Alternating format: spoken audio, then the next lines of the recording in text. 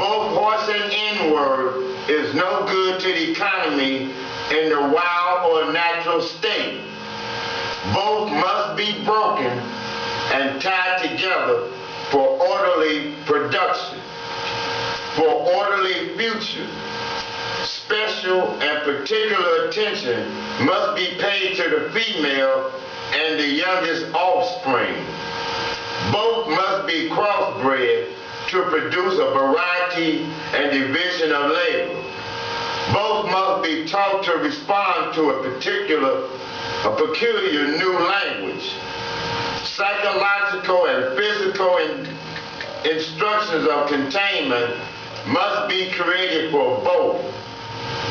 We hold the 6 cardinal principles as true to be self-evident based upon the following: the discourse concerning the economic of breaking and tying the horse and the N-word together, all inclusive of the 6 principles laid down about.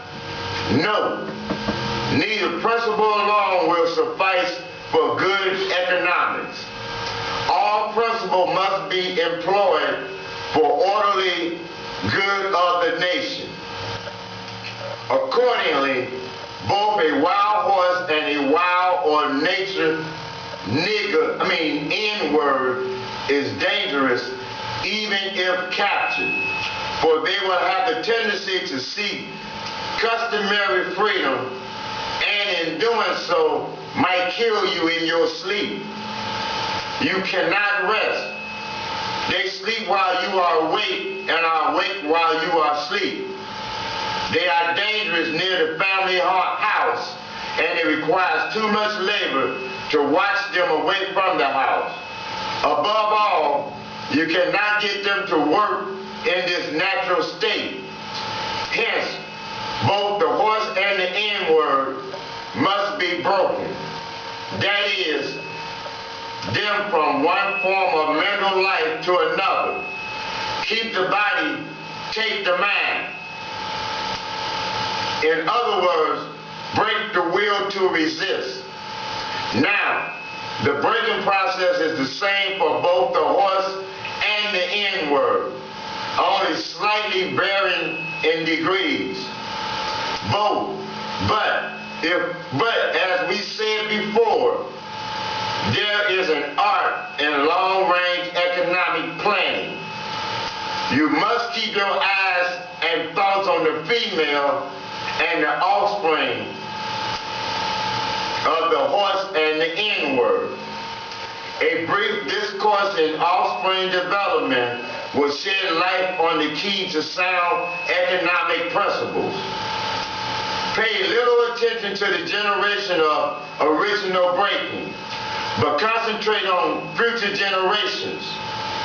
Therefore, if you break the female mother, she will break the offspring in its early years of development, and when the offspring is old enough to work, she will deliver it to you.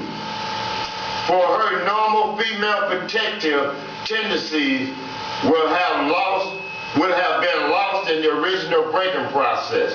For example, take the case of the wild stud horse. A female horse and an already infant horse, and compare the breaking process with the 2 captured N-word males in their natural state. A pregnant N-word woman with her infant offspring.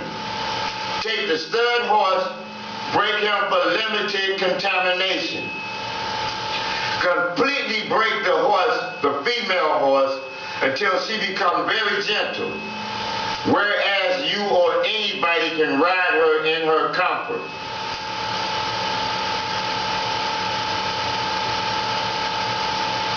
Breed the male and the stud until you have the desired offspring. Then you can turn the stud to freedom until you need him again. Train the female horse where she will eat out of your hand, and she will in turn train the infant horse to eat out of your hand also. When it comes to breaking an uncivilized N-word, use the same process but vary the degrees and step up the pressure so as to do a complete reversal of the mind. Take the meanest and most restless N-word, strip him of his clothes in front of the remaining male N-words, the female and the N-word infant, tar and feather him. Tie each leg to a different horse faced in opposite directions. Set him afire and beat both horses to pull him apart in front of the remaining N-word. The next step is to take a bullwhip and beat the remaining N-word male to the point of death in front of the female and the infant.